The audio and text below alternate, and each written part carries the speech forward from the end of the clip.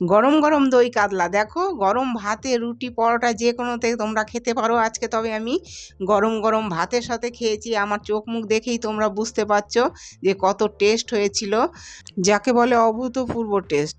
তবে এই দই কাতলার কিভাবে করেছি তোমরা একবার দেখে নাও। প্যানে সাদা তেল দিয়েছি, তোমরা পারলে সর্ষে তেলও দিতে পারো। 3 পিস স্লিম ফিগারের মাছ নিয়ে হালকা ভেজেছি, এপিট ওপিট করে ভেজে তুলে রাখলাম।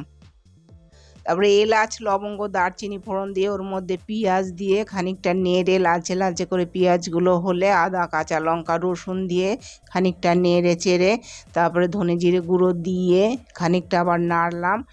এবার স্বাদ মতো নুন দিয়ে কাজু আর পোস্ত বাটাটা ফেটিয়ে দিয়ে দিলাম, দিয়ে খানিকটা নেড়ে চেড়ে দইটা ওইদিকে ফেটিয়ে দিয়ে দিলাম। একটু নেড়ে চেড়ে নিলাম, স্বাদটাকে আরও তুখর করবার জন্য অল্প চিনি দিয়ে দিলাম। মশলা ধোয়া বাটির জলটা দিয়ে দিলাম।